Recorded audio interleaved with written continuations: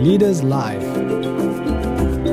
Avec le pasteur Mickey Hardy. Le péché dans l'Église. Bienvenue cette fois à tous nos téléspectateurs dans cette édition de Leaders Live, présentée par le pasteur Mickey Hardy de l'île Maurice. Et sans plus tarder, je vais demander au frère Mickey de partager sur ce sujet qu'il a retenu pour ce soir, qui est le péché dans l'Église. Je pense que cela nous concerne tous et nous vous invitons donc à être très attentifs et à avoir des cœurs ouverts pour ce que le Seigneur a mis à part pour chacun de nous ce soir. Donc Mickey, bienvenue à cette 7e édition du Leaders Live. Tu es en forme, tu te sens bien, tu es content, tu es prêt. Comment ça se passe? Oui, bonsoir à tous, bonsoir à tous nos fidèles téléspectateurs, nos fidèles pasteurs, responsables d'église et à tous les nouveaux qui sont là. C'est toujours pour moi une joie et un privilège de pouvoir vous adresser la parole pendant quelques minutes, tous les mois. Et je crois que surtout, nous sommes là pour coopérer, pour pouvoir travailler ensemble, œuvrer ensemble dans la construction de l'Église. Et donc, c'est bon que nous, les pasteurs, les responsables des églises, nous soyons, allons dire, enseignés, instruits dans la parole de Dieu. Et comme ce sujet, surtout en Afrique, est un sujet très, allons dire, parlé au milieu, discuté au milieu des pasteurs, parce que souvent, quand je suis en Afrique, j'ai toujours certaines questions concernant comment les serviteurs de Dieu doivent considérer et gérer et faire face au péché des chrétiens dans l'Église. Donc, c'est le sujet que j'ai choisi pour vous ce soir. Donc, nous allons premièrement ouvrir notre Bible dans la première épître de Jean, au chapitre 1er. Nous allons lire quelques versets. Le verset 7 au verset 10. 1 Jean, chapitre 1er, verset 7. Mais si nous marchons dans la lumière, comme il est lui-même dans la lumière, nous sommes mutuellement en communion, et le sang de Jésus, son Fils, nous purifie de tout péché. Si nous disons que nous n'avons pas de péché, nous nous séduisons nous-mêmes. Et la vérité n'est point en nous. Si nous confessons nos péchés, il est fidèle et juste pour nous les pardonner et pour nous purifier de toute iniquité. Si nous disons que nous n'avons pas péché, nous le faisons menteur, et sa parole n'est point en nous. Donc ces quelques paroles de l'apôtre Jean nous montrent clairement que même qu'en étant enfant de Dieu, qu'en étant des chrétiens, personne ne peut dire qu'il ne pêche plus, qu'il est parfait, que toute sa vie, il marche dans la lumière totale et qu'il n'y a pas un moment dans sa vie où il chute, où il tombe, où il a une mauvaise attitude, une mauvaise réaction, où il a péché, où il a fait des choses qu'il ne doit pas faire, qui ne plaisent pas au Seigneur. Donc, je crois que nous tous, enfants de Dieu, nous sommes dans cette situation où, un moment de notre vie, nous chutons et nous avons besoin de régler cette chose. Nous avons besoin de nous repentir de notre péché. C'est à ce moment-là que la parole de Dieu nous dit que le sang de Jésus nous purifie de tout péché, de toute iniquité. Donc, nous les serviteurs de Dieu, souvent, nous faisons face à des chrétiens qui ont chuté, qui sont tombés, et comment réagir, comment faire, comment les aider, comment les soutenir dans ces moments, ou alors, parce qu'ils ont péché, c'est le drame, et on ne regarde pas les motifs, on ne remarque pas, on ne réalise pas l'attitude du chrétien, qu'est-ce qui s'est passé, qu'est-ce qui l'a conduit dans cet état de choses. Souvent, on arrive à porter un jugement, et regarder le chrétien comme quelqu'un qui a fait une chose terrible, c'est dramatique, et finalement le chrétien lui-même, il peut être condamné par son péché, condamné par ce qu'il a fait, et souvent ça vient d'une attitude de la part des responsables de l'Église eux-mêmes. Donc il faut que nous, les serviteurs de Dieu, les pasteurs d'Église, nous faisons bien attention à la manière dont nous faisons face aux chrétiens qui sont tombés, qui ont chuté. Pourquoi ? Parce qu'il y a une chose que souvent nous ne réalisons pas. C'est que nous-mêmes, premièrement, avant que nous soyons convertis, quand nous sommes venus à Christ, il nous a pardonné de tous nos péchés suite à une repentance dans notre cœur. Donc nous voyons que cette vie passée, le Seigneur ne le ramène jamais. Jamais il nous fait ressentir que nous avons besoin de revenir sur notre vie passée avant notre conversion.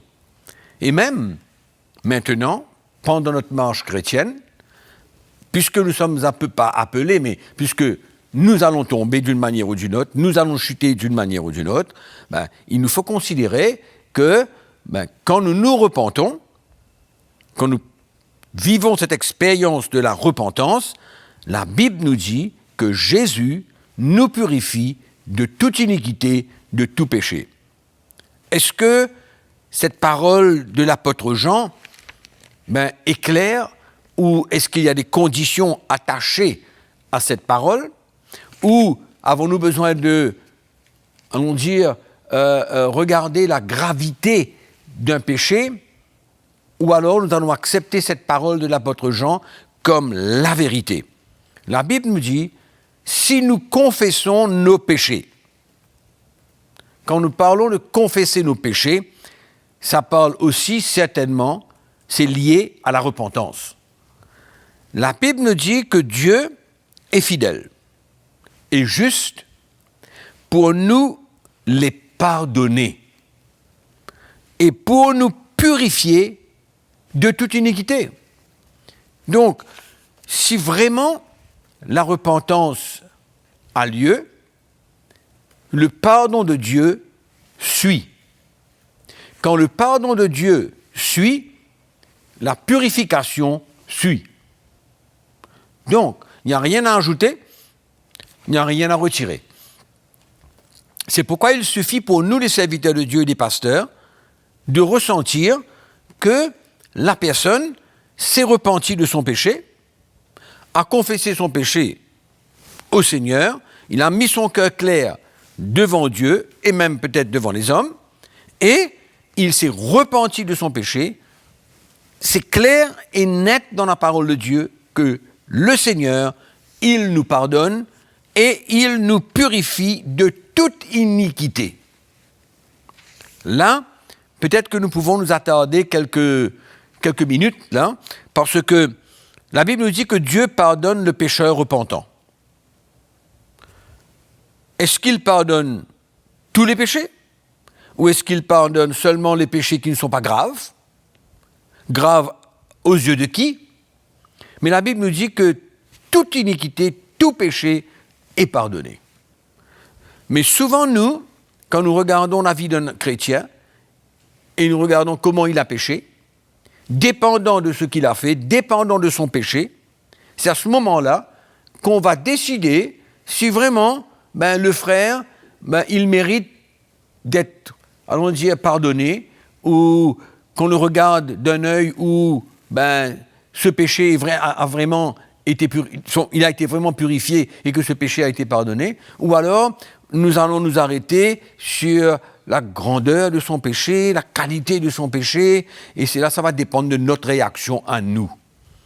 Alors là, c'est important pour nous de réaliser une chose. Si nous comprenons qu'est-ce que c'est que le pardon de Dieu, nous n'allons pas essayer de traiter un chrétien ou alors le punir pour son péché, le discipliner pour son péché, parce que s'il s'est repenti et que Dieu l'a pardonné, y a-t-il une raison valable de le punir? de faire suivre son péché d'une punition.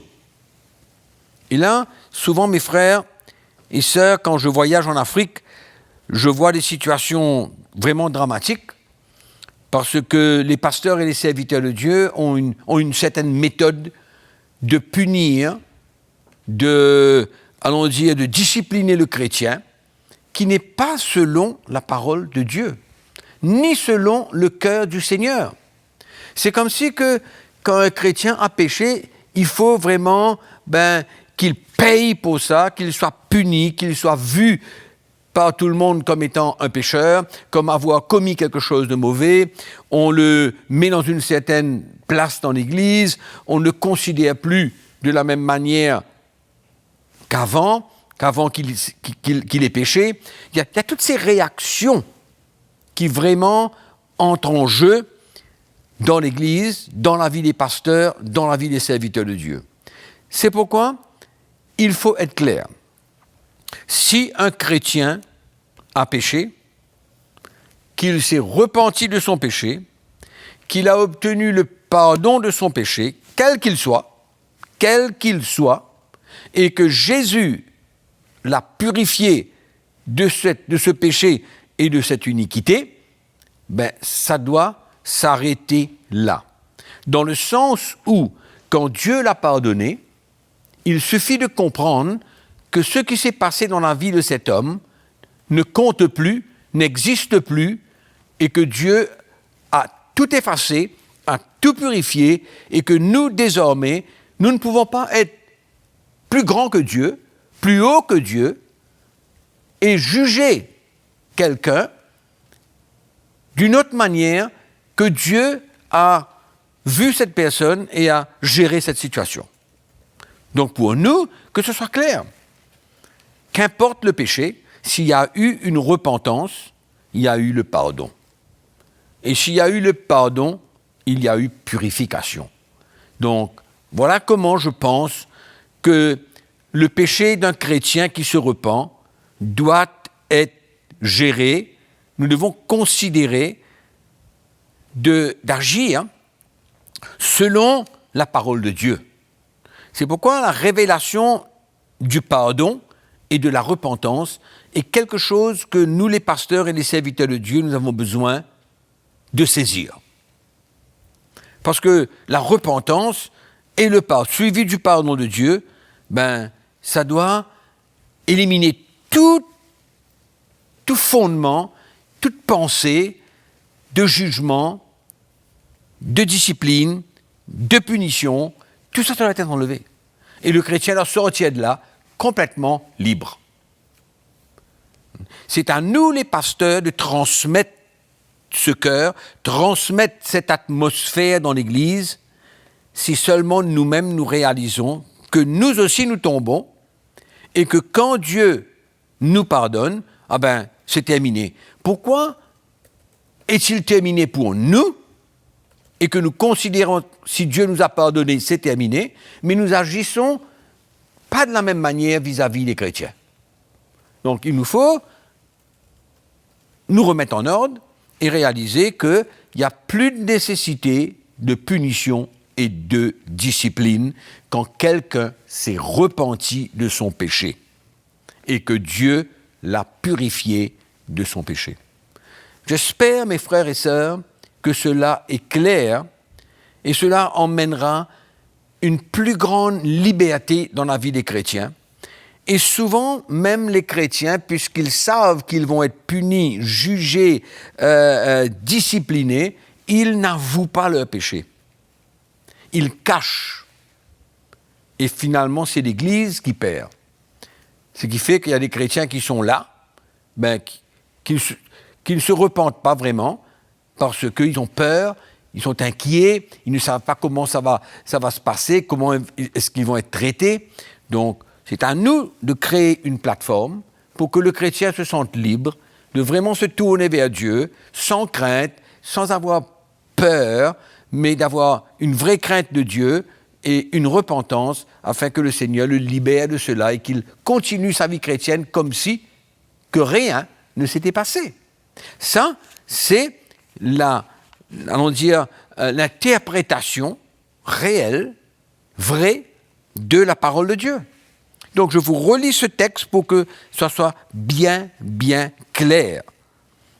Et que les chrétiens arrêtent de souffrir de la part des serviteurs de Dieu parce qu'ils ne saisissent pas, ils n'ont pas la révélation du vrai pardon de Dieu, de la vraie repentance, et alors c'est le peuple de Dieu qui en souffre, et ils sont maltraités par les serviteurs de Dieu, ainsi que par le peuple de Dieu. Ce qui crée finalement dans l'Église un état d'esprit où il y a certains qui sont meilleurs que les autres. Donc celui qui a péché et qu'on le considère comme presque un lépreux, donc finalement les autres chrétiens, quand ils le regardent, ils développent cette atmosphère de supériorité. Même qu'eux aussi, ils doivent être pardonnés de leurs péchés. Donc, il faut rétablir ce cœur, cette atmosphère dans l'Église où le chrétien qui est tombé, il ne se sent pas rejeté, il ne se sent pas, allons dire, mis de côté, mais qu'il sente que sa place est toujours dans la famille de Dieu. Qu'il est bien accepté par les pasteurs, les serviteurs de Dieu, les chrétiens, les églises, les chrétiens, la famille de Dieu en entier. Donc, je pense que cela est clair. Donc, je relis ce texte pour mettre un point final là-dessus et qu'il n'y a, je pense, pas de discussion. Alors, il est écrit, « Mais si nous marchons dans la lumière, comme il est lui-même dans la lumière, nous sommes mutuellement en communion. Et le sang de Jésus, son Fils, nous purifie de tout péché. » Alors, là, ici, l'apôtre Jean parle d'une attitude, de marcher dans la lumière.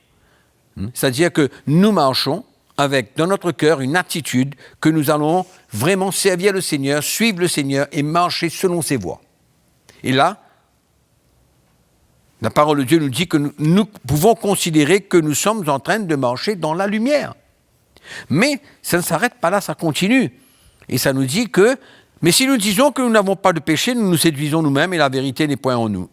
Or, ce qui se passe, c'est que maintenant nous allons réaliser que même que nous marchons dans la lumière avec cette attitude de cœur de marcher dans la sainteté d'une manière droite devant le Seigneur, il arrive aussi où nous tombons.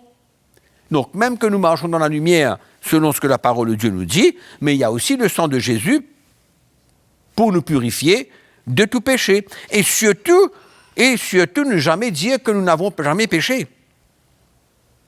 Parce qu'à ce moment-là, la vérité n'est point en nous.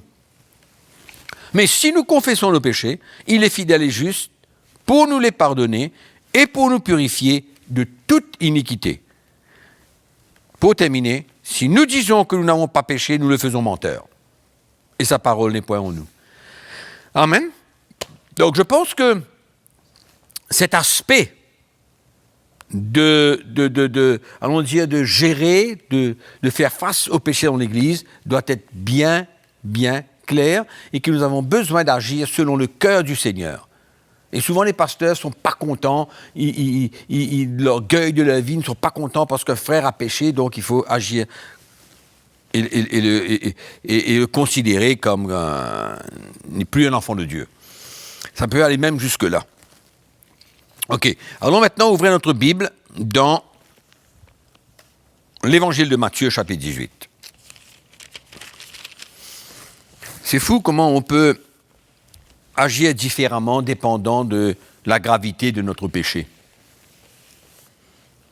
Et nous nous posons des questions. Est-ce que vraiment, quand Jésus a pardonné ce péché énorme, comme on pourrait le dire, est-ce que vraiment c'est terminé? Est-ce que vraiment il n'y a plus rien qui reste? Est-ce que vraiment cet homme ou cette femme, ce frère ou cette sœur, est-ce que vraiment elle est libérée de cela?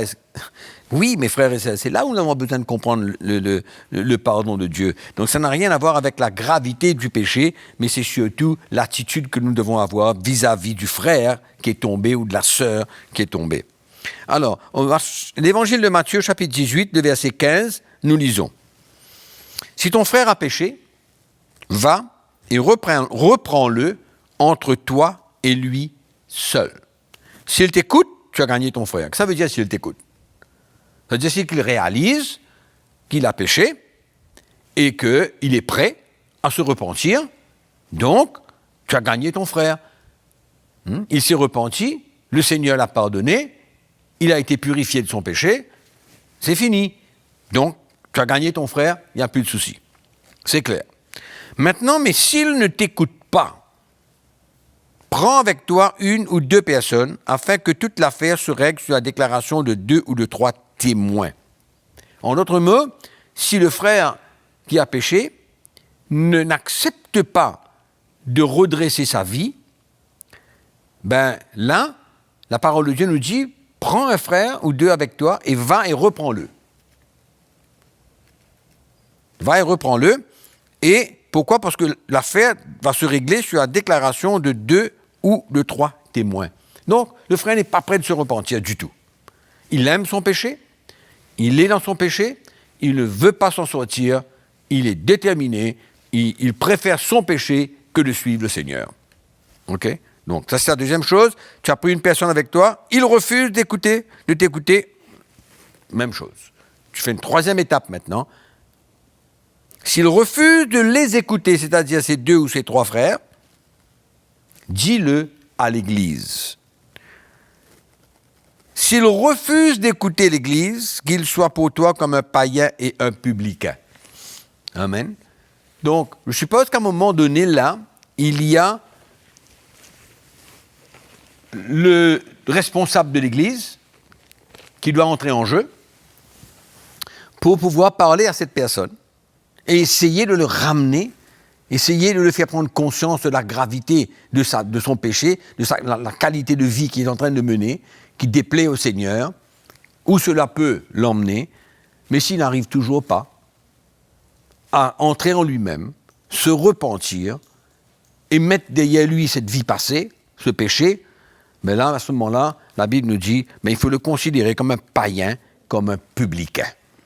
En d'autres mots, sa place n'est plus dans l'Église. Il ne peut plus demeurer au sein de la famille de Dieu. On le considère comme un païen, comme un publicain. Pourquoi? Parce que l'apôtre Paul même nous dit qu'un peu de levain fait lever toute la pâte. On ne peut pas accepter qu'un chrétien qui ne veut pas se repentir et qui veut demeurer dans le péché, reste au sein de l'Église, comme quoi que, c'est pas un problème que le péché demeure là et qu'on accepte et qu'on passe là-dessus et que pour nous, il est faible, ça va. Non. C'est là où on a besoin de vraiment ressentir le cœur d'un frère qui est tombé. Pourquoi? Parce que il se peut que dans le cœur de ce frère ou de cette sœur, il y ait un désir de s'en sortir. Là, c'est autre chose maintenant. Si vraiment il a un désir de chercher de l'aide, de s'en sortir, il est sincère avec le Seigneur, mais il est faible, il tombe. Que faut-il faire d'un frère comme ça? Est-ce qu'il faut agir de la même manière que ce frère qui, lui, résiste, ne veut pas s'en sortir de son péché, aime son péché, veut continuer dans son péché? Est-ce qu'il faut réagir de la même manière parce que cette personne-là, elle tombe encore, elle continue dans son péché? Non, on ne peut pas agir de la même manière, puisque cette personne désire s'en sortir. Elle peut peut-être prier, elle peut peut-être être en train de jeûner, mais elle est faible. C'est là où nous, le peuple de Dieu, les serviteurs de Dieu, nous avons besoin de l'entourer, de l'aider, de la soutenir, de prier avec elle, de l'encourager, pour que finalement, au bout du compte, le Seigneur puisse lui donner la victoire. Entre-temps, on ne juge pas. Entre-temps, ce n'est pas parce que le frère ou la sœur est en train de vivre ces moments difficiles et tomber qu'on va maintenant la placer à l'arrière de l'Église parce que ça, c'est l'endroit des pécheurs. Non. C'est pourquoi il faut pouvoir ressentir le cœur de la personne, le cœur de mon frère, le cœur de ma sœur, qui cherche de l'aide. On ne peut pas comparer ça à quelqu'un qui, pour lui, Sa vie, c'est dans le péché, il aime son péché, il demeure dans le péché. Ne me fatiguez pas avec cela, moi je vis comme ça. Totalement différent. Totalement différent.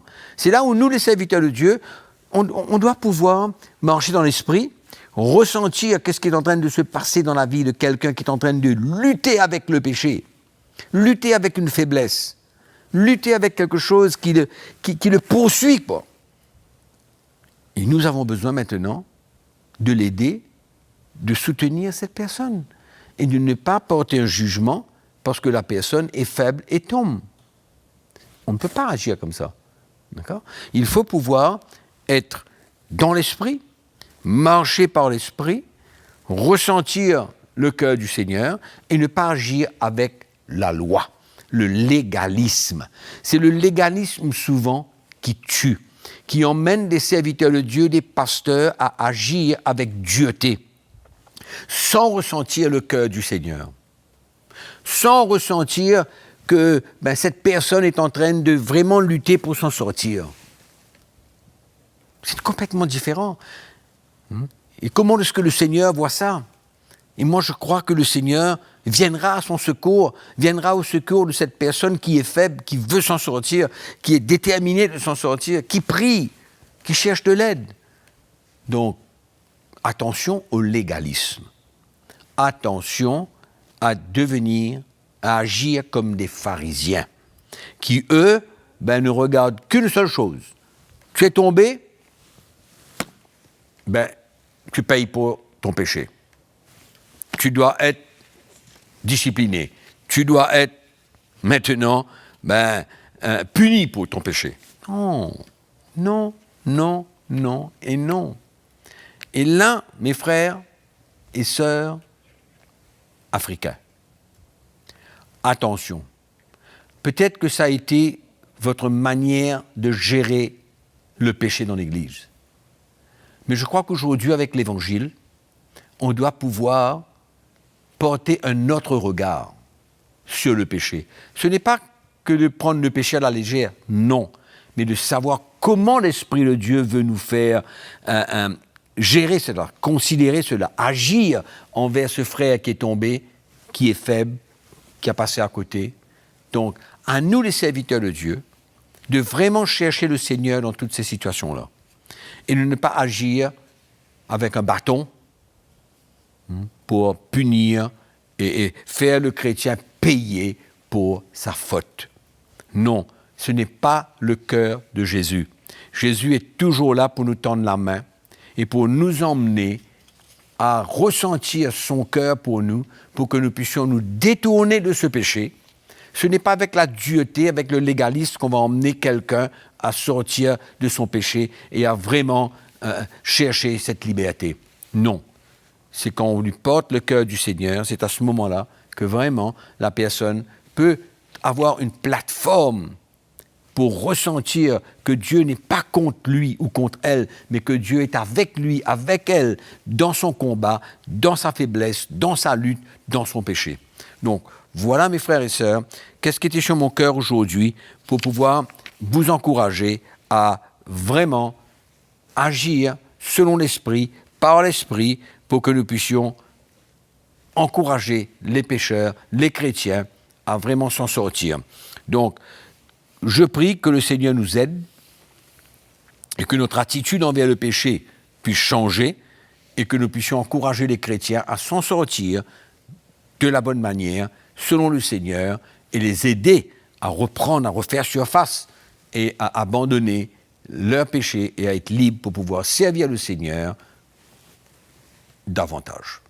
Que le Seigneur vous encourage, que le Seigneur vous bénisse et que nous puissions grandir dans ce domaine et servir le peuple de Dieu avec le cœur de Jésus. Amen. Je crois que le moment est arrivé pour passer aux questions. Oui. Nous avons vraiment beaucoup de questions ce soir. Donc, il faudra tâcher autant que possible d'être assez bref pour, si on veut, pouvoir répondre à toutes ces questions. Nous en avons 15 pour l'instant. Donc, nous allons commencer par celle-là. D'avoir cette attitude, comme tu viens d'expliquer, envers le péché, est-ce une licence pour le péché dans l'Église? Non, pas du tout. Non, pas du tout, c'est pas une licence du tout, mais au contraire. Est-ce que ça pourrait être interprété comme une licence pour le péché dans l'Église? Non, c'est là où je pense qu'on doit avoir vraiment transporté l'esprit de l'Évangile et le cœur du Seigneur dans tout ça. Non, ça ne peut pas être interprété si nous faisons les choses à la manière de Dieu, si nous partageons l'Évangile comme nous avons lu là dans l'Évangile, dans l'Épître de Jean, c'est assez clair quand même. Deuxième question, c'est quoi avoir le cœur du Seigneur vis-à-vis du péché? Ben, le cœur du Seigneur, on sait, on doit savoir, nous en tant que chrétiens, comment Dieu aurait réagi vis-à-vis de nous quand nous tombons. Et qu'on se repent. Et qu'on se repent. Comment est-ce qu'il aurait... Qu'est-ce qu'il fait? Comment il réagit envers nous? Si vraiment il nous pardonne ce que nous savons qu'il nous pardonne, ben, c'est ce qu'on doit ressentir de la part du Seigneur et être libre de ce péché. Et c'est la même manière que nous devons agir avec ce même cœur dans la vie des chrétiens pour qu'ils ressentent. Même pas attendre qu'ils se repentent, puisque nous voyons David, quand David a péché, le Seigneur a reach out, comme on dit en anglais, et est allé vers lui à travers le prophète Nathan. Bien sûr. Pour l'encourager à se repentir. Amen. Et il a ressenti quand même le cœur du Seigneur en ce moment-là. Amen. Et le Seigneur aussi dit, il laisse 99 brebis pour voir celle qui est perdue, pour aller chercher celle qui est perdue. Donc même quand il y a un frère qui a péché ou une sœur qui a péché, avant même qu'il se repente. Avant même qu'il se repente, s'il a la difficulté, c'est un peu notre rôle d'aller voir ce frère plutôt que de le condamner, mais justement l'encourager à se repentir, à se tourner vers le Seigneur et à reprendre la route avec le Seigneur. Exactement, exactement. Avant même de se repentir, cette atmosphère doit pouvoir être ressentie de la part. On doit avoir ce cœur, puisque le Seigneur ira le chercher. Le cœur du Seigneur, c'est pas de le perdre. Le cœur du Seigneur, c'est de regagner ce frère. Et c'est ça l'attitude que l'Église doit avoir pour porter ce cœur. Oui, et en même temps, le cœur du Seigneur aussi, c'est de le convaincre que ce qu'il est en train de faire, malgré que ce n'est pas bien, mais que le Seigneur est là pour lui. Amen. Alors là, c'est une question assez intéressante. Je ne sais pas que les autres n'étaient pas intéressantes, mais est-ce qu'il y a des péchés impardonnables? Certains parlent de fois des péchés mortels. On sait que, en tout cas là de la religion où j'étais moi, on sait que c'est très connu qu'on parle des péchés mortels et des péchés véniels. On parle de téléspectateurs là, on s'adresse à tout le monde. Donc le péché, j'étais vite sur Internet, le péché véniel, c'est quelque chose qui affaiblit la grâce divine sans la supprimer, mais le péché mortel, c'est quelque chose de grave, commis en toute connaissance de cause, et ça coupe totalement celui qui le commet de la grâce divine, plaçant ainsi l'âme en état de mort spirituelle. Alors c'est ce que les gens sont enseignés. Donc, qu'est-ce que la Bible dit? Y a-t-il le péché mortel? Y a-t-il le péché véniel? Ou est-ce que ça relève entièrement d'une tradition? Il n'y a rien comme, puisque finalement, péché mortel, péché véniel, c'est petit péché, grand péché. Donc, est-ce qu'il y a petit péché? Est-ce qu'il y a grand péché? Péché, c'est péché. Il y a des péchés qu'on peut dire, entre guillemets, qu'on veut dire moins graves. Dans le sens où, allons dire que c'est une attitude, enfin, qu'importe, une parole en travers, quelque chose comme ça. Mais par contre, il y a d'autres péchés qui sont, quand on le dit, plus graves dans le sens où ça peut affecter la personne même. Et d'autres. Oui, d'une plus grande dimension. Mais en ce qui concerne péché, il n'y a pas petit, il n'y a pas grand, mais il y a ce qu'on peut appeler la conséquence aussi même du péché.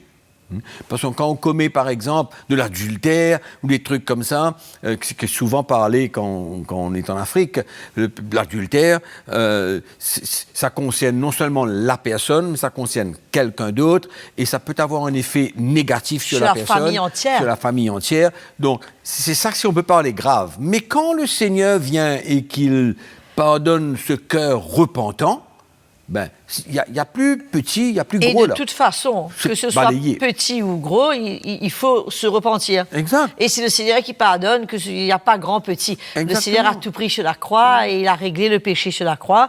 Donc au moins que ce soit clair que la question de péché véniel et péché mortel, ça relève de tradition d'Église, mais c'est vraiment pas, ne trouve pas sa source dans les Écritures. Non. Et c'est là où les pasteurs ont besoin de comprendre ça. Comment puis-je surmonter le péché dans ma vie? Écoute, Oui, ben écoute, là, c'est chacun assez, a besoin de prendre sa croix, mourir à ses propres désirs charnels, et ben, que le Seigneur nous aide par la suite à faire face à toutes ces situations. Et par sa grâce, il nous aidera. Et même si on tombe, ben, on recommence, on se s'arrête repent, pas. on continue la course, et le Seigneur nous libérera. On tombe et on se relève. Ouais. Bon, voilà. Je pense que ce frère, lui, se réfère à ce verset de Jean qui parle que si on connaît le Seigneur, si on est né de Dieu, on ne pêche pas.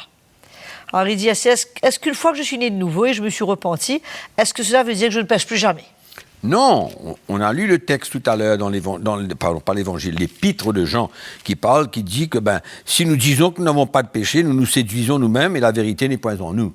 Donc, la perfection, j'ai bien expliqué ça tout à l'heure, c'est quand on marche dans la lumière, c'est d'avoir ce cœur de pouvoir toujours plaire à Dieu et ne pas tomber. Mais c'est impossible pour quelqu'un de ne jamais pécher ou de tomber. Jean dit, si tu dis que tu n'as pas péché, tu fais marches un pas dans menteur. la vérité, tu es un menteur, exactement. Donc, c'est clair. Donc, est-ce que la consommation d'alcool, du vin par exemple, de temps à autre est un péché? Non, je ne dirais pas que c'est un péché, parce que je ne crois pas que quelque chose d'extérieur peut salir mon cœur, mais je pense que ce qui est important de savoir, c'est que tout ce qui n'est pas bon pour nous, qui peut être une occasion pour nous de tomber, etc., le Seigneur veut nous en libérer. C'est pourquoi l'alcool, dans ma propre vie, le Seigneur m'a libéré complètement. Ce n'est pas que je ne peux pas prendre une gorgée de vin parce que ça va me salir le cœur, jamais. Mais j'ai été libéré, j'ai été délivré de cette chose, c'est ça, de cette manière-là qu'on a besoin de voir. Ce n'est pas que comme quoi que c'est un péché ou pas un péché, mais le Seigneur nous libère de cela et nous délivre de cette chose. Et moi j'ajoute là, que disait quand Paul dit à Timothée, prends un peu de vin pour tes fréquentes à disposition d'estomac. Je pense que les gens penseront à ça automatiquement, donc autant leur poser la question directement. Oui, mais si quelqu'un a un problème d'estomac et que le vin peut le faire du bien et que ne soit pas... Et que le docteur a recommandé du vin, peut-être. Et que ce n'est pas pour... Ça dépend de notre attitude, ça. On ne peut pas se cacher derrière tout cela pour se dire, ok, la Bible dit, Paul a dit, si ton estomac a un petit problème, prends du vin, allez, on prend un vin. Même si notre estomac n'a pas de problème, on prend le vin même. On prend le vin. Dans ce moment-là, on se cache derrière une parole biblique. Je crois que c'est bien aussi de mentionner ici le verset 23 de Romains 14, qui dit que tout ce qui n'est pas le produit d'une conviction est péché. Bon, c'est vrai que c'est dans un autre contexte, c'est dans le contexte de manger de la nourriture et tout le reste, mais quand même, ce qui n'est pas le produit d'une conviction, ce qui est le produit n'est pas d'une conviction est péché. C'est-à-dire, si on fait quelque chose sans une conviction qu'on fait bien, déjà, c'est une indication que si on se cache déjà pour le faire, si on met la cigarette à notre dos, c'est que déjà on n'est pas en paix à le faire. Exactement. Et je crois que même en Afrique aussi, Audrey, c'est bon qu'on parle de ça. Tu parles de cigarettes, tu parles de l'alcool, on parle de tout cela. Je pense qu'il y a un légalisme qui est là, dans l'Église de Jésus, comme quoi que le chrétien, il n'a pas le droit de prendre de l'alcool, il n'a pas le droit de fumer. Ce sont des interdits. Les interdits. Il n'a pas le droit de faire telle et telle chose. Mais je crois que ça ne doit même pas exister, ça. Mais par contre, comme j'ai dit tout à l'heure, n'étant pas bon pour nous, le Seigneur nous délivre et il nous libère. Et je crois que c'est dans cette optique-là, dans cette manière-là qu'on doit voir la chose. Mais beaucoup de pasteurs ne comprennent pas cela. C'est un peu un reste de religion. Oui. C'est un peu de self-righteousness, de sens d'autojustice. Oui, mais je crois aussi que, puisque le Seigneur délivre de l'alcool, de la cigarette, de tout ça et tout ça et tout ça, c'est comme si que maintenant, on interprète ça comme une loi. Il faut que ce soit comme ça maintenant. Ça devient un standard. Ça devient un standard. C'est sûr que c'est l'idéal, c'est une chose que le Seigneur nous libère. Puis, d'une part, ça coûte des fortunes, c'est de l'argent jeté par la fenêtre. Et c'est jamais bon pour nous. C'est pas bon pour notre santé. C'est pas bon pour personne. Donc, Et surtout que, bien souvent, pas de limite. Bon, sinon, comment corriger les chrétiens qui sont dans le péché si nous-mêmes, nous ne sommes pas parfaits? Je crois qu'on a parlé de ça tout à l'heure. Comment nous-mêmes qui ne sommes pas parfaits et qui chutons et qui tombons et qui acceptons le pardon de Dieu nous permet de continuer et comment nous pouvons avoir une autre attitude et un autre cœur vis-à-vis des chrétiens. Mais ce n'est pas possible. C'est pourquoi le chrétien qui tombe et qui pêche et qui se repent, et là où Dieu pardonne, mais on doit avoir la même attitude envers nous que nous avons envers les chrétiens. C'est-à-dire que même quand on va reprendre un frère, on est quand même toujours très conscient que nous sommes aussi faibles. Absolument. Et que nous sommes loin de la perfection et qu'on ne peut pas lui pointer le doigt. Ça nous rappelle encore la paille dans l'œil de notre frère et la poudre dans notre propre œil. Exactement. Et ça, c'est une attitude. C'est une attitude qu'on doit pouvoir transmettre. Quand on vient pour reprendre quelqu'un, ce n'est pas comme quoi on est meilleur que lui. Ce qu'il a fait, nous, on ne fera jamais. On ne peut pas faire ça, nous. Le pointer du doigt. Ouais. Bon, parlez-nous de la sous-discipline dans l'Église. De là? Sous-discipline. Paul dit, par exemple, dans 1 Timothée 1,20, que Hyménée et Alexandre ont été livrés à Satan. Pourquoi? Et nous savons aussi que dans 1 Corinthiens 5, le verset 5, Paul aussi parle que, enfin, dans les deux cas, il explique, il dit afin qu'ils apprennent à ne pas blasphémer. Et dans 1 Corinthiens, il dit afin que l'Esprit soit sauvé au jour du Seigneur Jésus. Exactement. Donc, comment est-ce que ça se présente aujourd'hui dans le contexte de l'Église? Je pense que c'est ça la question. Ça, ce sont des occasions très spécifiques où le serviteur de Dieu, conduit par l'Esprit de Dieu, l'emmène à prendre ce genre de décision et à faire ce genre de déclaration, conduit par l'Esprit, pour que, souvent, le Seigneur sait qu'à travers une chose comme ça, une action comme ça, ça pourrait emmener le chrétien à réagir, c'est-à-dire positivement. Le but, de toute façon, c'est un but positif. C'est d'emmener à se rentrer en lui-même. À être restauré. Et à être restauré et de sauver son âme. Ça, c'est dans tous les cas. C'est jamais pour l'écraser. L'exterminer et le finir avec lui. OK, j'espère que c'est clair. Du reste, il explique, il dit bien clairement ici, Paul, afin que l'Esprit soit sauvé au jour du Seigneur Jésus. Oui. Et nous voyons aussi dans 1 Corinthiens que ce même frère qui a été livré à Satan, je crois que ça vaut la peine de préciser, il a été restauré. Il a été restauré et il a pu ressentir le cœur de l'Église, qu'il a pardonné, il a été restauré. Donc, c'est pas final. C'est pas comme si on le livre à Satan et c'est fini. Non, c'est pour un but. Et il y a toujours la possibilité que ce frère revienne. C'est pas ça le but. Le but, c'est final. qu'il revienne même. Exactement. Donc maintenant, est-ce qu'on peut pécher inconsciemment? Inconsciemment. Écoute, mais ça arrive que probablement on peut faire quelque chose de mal sans qu'on prenne conscience, mais que je crois que de toutes les manières, quand l'Esprit de Dieu est avec nous, on ressent quand on fait quelque chose de bien ou de mal. Et souvent, on sait que si on va faire certaines choses, c'est pas bon. C'est consciemment. Consciemment, on sait. Et de toute façon, inconsciemment, jusqu'à quel point? Je veux dire, on connaît les Écritures, on connaît la parole de Dieu, il y a l'Esprit de Dieu qui est là. Exactement, l'Esprit de Dieu est là. Tout est une question de ressentir clairement, sincèrement dans notre cœur ce qu'on a fait ou ce qu'on n'a pas fait, ou quelle est notre attitude vis-à-vis de ce qu'on va faire. Exactement.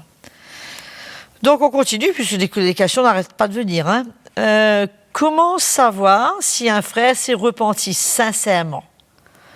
Peut-on juger de la sincérité d'une personne?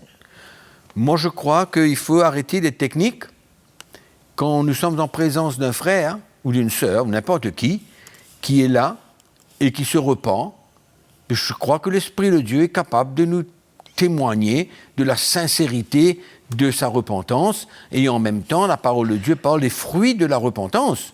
Donc, on saura clairement, clair et net. On ressent un cœur brisé, un cœur contrit, un cœur sincère. Qui est fini, le frère est vraiment chagrin de ce qu'il a fait, et il se repent, c'est fini, on n'en parle plus.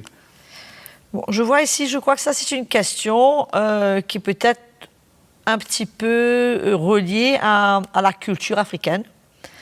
Peut-être que c'est une tendance que les gens croient. Est-ce que le péché est héréditaire? Dans quel sens? Si mes parents ont péché, est-ce que c'est possible que je paye les conséquences? Est-ce la raison pour laquelle que je passe par des moments difficiles?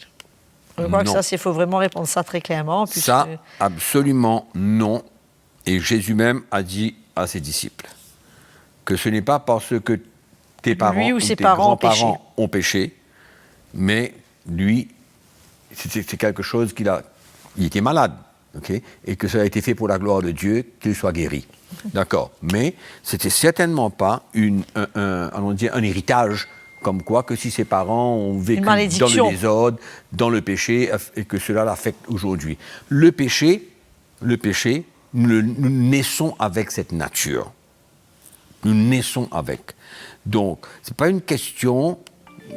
C'est notre nature. C'est pas une question de notre nature, c'est pas une question de nos parents ou de nos grands-parents. C'est une question plutôt de notre nature que nous avons héritée à notre naissance. Donc c'est ça. On peut avoir hérité de certaines habitudes en ayant vécu avec des parents qui n'étaient pas sauvés, par exemple. Par exemple, nous connaissons des gens qui ont été influencés, dont les parents ont pratiqué de la sorcellerie dans leur maison, ou les parents ont furé de la drogue dans la maison, ou les parents se disputaient, avaient de la haine. Ils ont vécu dans cette atmosphère, et peut-être pour eux, c'est devenu normal. Oui, mais à ce moment-là, quand on passe par la nouvelle naissance. Voilà. Là, à ce moment-là, qu'importe ce qui s'est passé, ce qu'on a fait, ce qu'on n'a pas fait, l'influence qu'on a reçue, l'héritage qu'on a reçu, la nouvelle naissance... On est une nouvelle créature, c'est terminé. Exactement, ça efface tout ça, c'est une nouvelle page. Ça efface le passé, ça enlève tout. Donc ce frère ne passe pas par des moments difficiles, il ne paye pas les conséquences. Non. Puisque la Bible, dans l'Ancien Testament, parle de la malédiction qui tombe sur les enfants par rapport au péché des parents. Oui, de la génération... Il faut donc comprendre que ça, c'est l'Ancienne Alliance. Exact. Et que ça n'a rien à voir avec la Nouvelle Alliance. La Nouvelle Alliance, c'est nous et Jésus. Ça n'a rien à voir. Notre passé est derrière nous. Le Seigneur a pardonné, a enlevé. C'est fini. C'est une nouvelle vie que nous reprenons avec le Seigneur. Exactement. Il faut comprendre que l'Ancienne Alliance, c'était une alliance de la chair. Mais la Nouvelle Alliance, c'est une alliance de cœur. De l'esprit et du cœur. Une alliance du cœur. Et c'est comme ça que quand le Seigneur nous donne un nouveau cœur, et qu'il nous change, et qu'il nous pardonne, ça n'a rien à voir. Ma décision d'accepter Jésus, ma décision de naître de nouveau, n'a rien à voir avec mes parents. C'est moi, et quand je nais de nouveau, le miracle se passe dans mon cœur, et je ne suis plus attaché ni relié avec mon passé. Exactement. D'aucune manière. J'espère que c'est clair pour ce frère. Jacques 5,16 dit « Confessez vos péchés les uns les autres ». Comment comprendre ce verset? Oui. Écoute, moi je pense que quand quelqu'un, allons dire, il y a un problème qui se passe en des frères, et que premièrement, il y a eu, comment dirais-je, il y a eu des attitudes, il y a eu quoi que ce soit, qu'importe ce qui a été dit et fait, non seulement on dit pardon au Seigneur, mais on se pardonne l'un l'autre, on confesse notre péché, et ça peut même aller jusqu'à quelqu'un qui a péché, qui a ça comme un fardeau sur lui, et qui veut remettre, allons dire, se repentir, mettre ça au clair, et qu'il aille voir un frère, un ancien, ou n'importe quoi, n'importe qui sent qu'il a besoin de communiquer, partager, il le partage, il le confesse, et en même temps, le Seigneur pardonne pareillement. Donc, Et je crois aussi que, si je ne me trompe pas, c'est dans le même contexte, Jacques 5,16, qu'on parle si quelqu'un est malade, qu'il fasse appeler les anciens de l'Église, qui prieront pour lui, et si quelqu'un a péché, de confesser ses péchés, et la prière fervente du juste, c'est d'une grande efficacité. C'est un peu dans le même contexte, non? Oui, tout à fait le même contexte, parce que la Bible nous dit de confesser donc vos péchés les uns les autres, et prier les uns pour les autres afin que vous soyez guéris. Exactement. Donc, et là, ici, la prière agissante du juste est une grande efficacité. C'est-à-dire, même quand quelqu'un est malade et qu'il fait appel aux anciens, c'est toujours une bonne occasion, s'il ressent des trucs dans son cœur, de mettre son cœur en règle et de prier les uns pour les autres, de s'humilier, Et je crois que c'est une occasion extraordinaire de pouvoir expérimenter une intervention du Seigneur. Voilà. Personnellement, le péché me met vraiment en colère. Quand les fidèles ne marchent pas selon les Saintes Écritures, comment est-ce que je dois faire pour leur parler sans leur montrer ma colère ou ma frustration? Ah bon, ok. Cette colère, cette frustration, moi je pense que c'est le légalisme, c'est l'orgueil, Et c'est de se voir plus grand que l'autre. Parce que moi, je me dis toujours, quelqu'un est tombé, ça aurait pu être moi. Mais juste d'exprimer sa De toute manière, colère. ce pasteur lui-même ne vit pas son péché. Hein. Juste d'exprimer sa colère, et comme quoi qu'il est furieux de voir un chrétien tomber, c'est vraiment... D'autant plus lui-même... C'est de se mettre vraiment au-dessus de tout le monde. C'est d'autant plus que lui-même, il pêche. Mais exactement, il tombe, comme on a dit tout à l'heure. De toute façon, la Bible est très claire, la colère de l'homme n'accomplit pas la justice de Dieu. Donc, la colère ne nous emmènera à rien.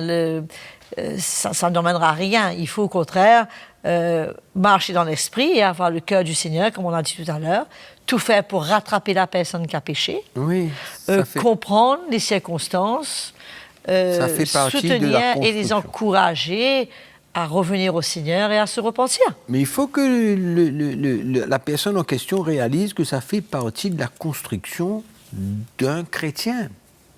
Et que tomber, pécher, n'est pas quelque chose d'étrange. Le Seigneur dit, la chair est faible et l'esprit est bien disposé.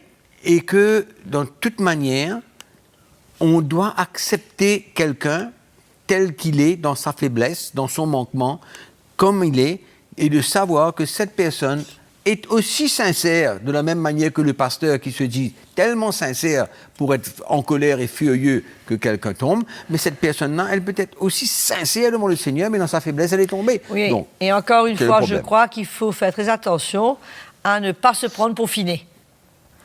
Et retourner à l'esprit d'ancienne alliance, où nous avons vu que Dieu a pris plaisir, puisque Finé a eu une colère de Dieu quand il a vu le péché, et il a pris sa lance, il a agi, et bien souvent, on peut se glorifier de ça, pensant que on fait comme Finé, on réagit par rapport au péché, et Dieu prend plaisir. Mais encore une fois, on est dans une nouvelle alliance. Exactement. On ne finira pas de le dire. C'est un autre esprit qui doit régner, un autre esprit qui doit nous animer. Bon, il y a une question, je crois qu'on a déjà répondu, quelle est la différence entre... est-ce qu'il y a les petits péchés? Je crois que le frère Mickey a déjà répondu à ça.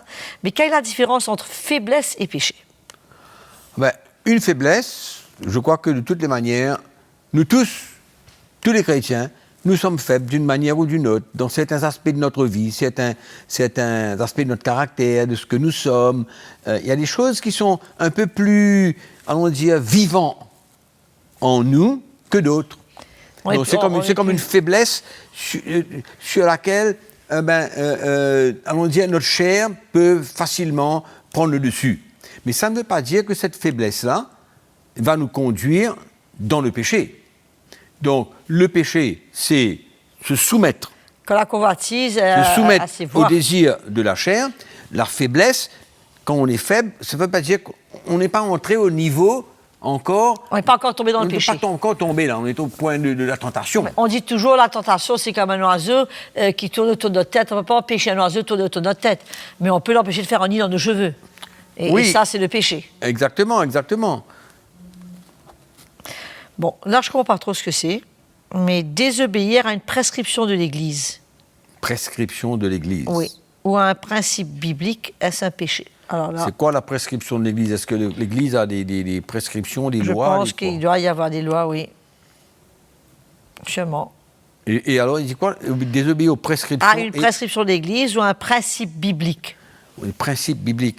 Il faut arriver là, je crois, à se retirer un petit peu de cet esprit de l'ancienne alliance là, et de vraiment considérer l'Église, les chrétiens, comme, allons dire, une vie que Dieu est en train de construire, de former, de façonner à son image, et de ne pas voir comme quoi que la chrétienté, c'est, voilà, il y a une liste de lois, de préceptes, de tout ça, et que, là, il faut marcher selon ces lois, on n'a pas le droit de s'en sortir, de passer à côté. Non, il faut comprendre que l'Église du Nouveau Testament, c'est une construction de la vie d'un chrétien, où le Seigneur est en train de le former, de le façonner, et c'est normal qu'il traverse par ces moments. Et qu'on a besoin, nous, les serviteurs de Dieu, d'accepter cela, premièrement pour notre propre vie, et deuxièmement pour les chrétiens. Et je crois que là, ça pourrait, allons dire, régler pas mal de choses. Amen. Bon, maintenant, une très bonne question. Devrions-nous exposer nos faiblesses au peuple de Dieu en tant que leader? Je crois que de toutes les manières, un leader doit communiquer toujours. Je ne pense pas qu'il faudrait parler des détails des faiblesses, mais je crois que c'est une attitude, c'est quelque chose que le serviteur de Dieu doit pouvoir faire ressentir au peuple de Dieu que finalement, il n'est pas si fort que ça. Et il n'est pas exemple, il est comme eux. Il est comme eux. C'est ça surtout qui doit être...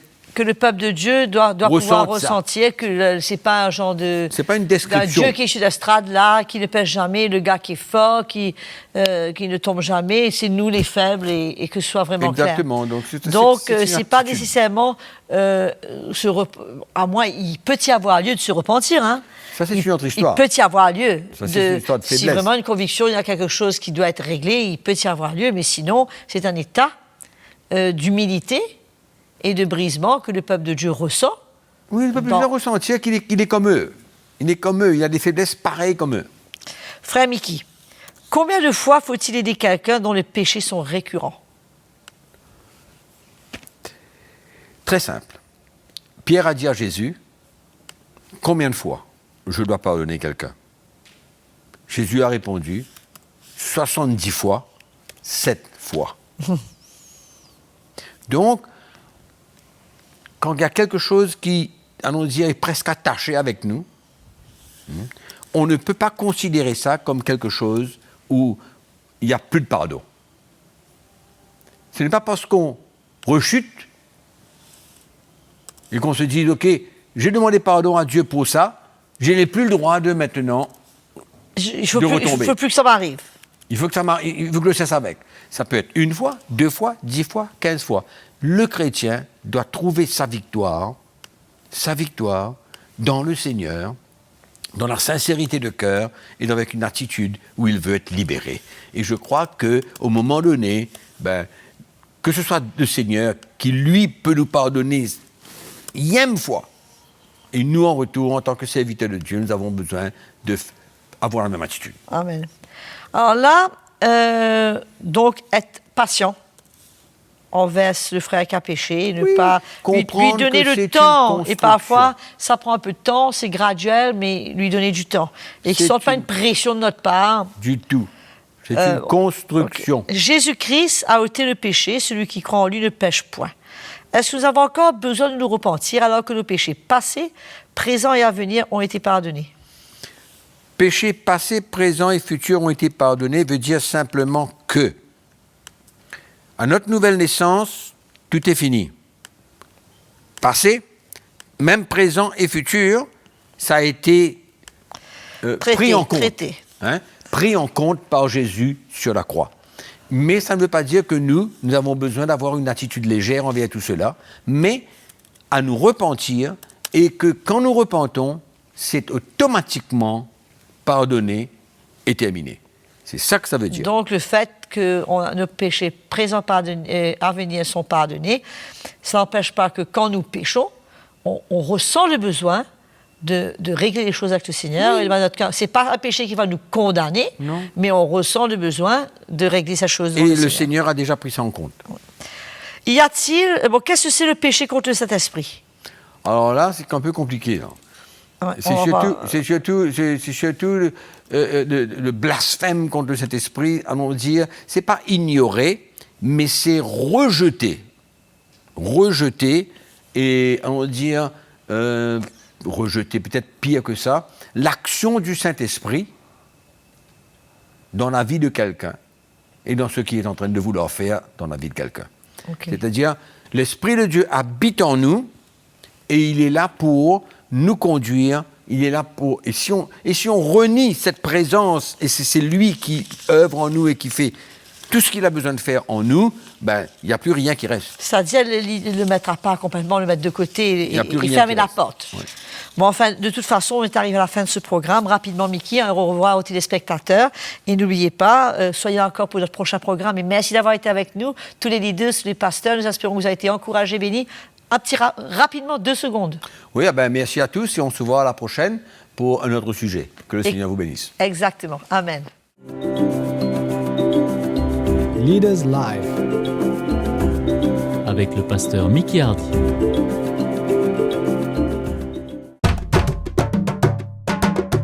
Pour plus d'informations, visitez le www.ctmi.org.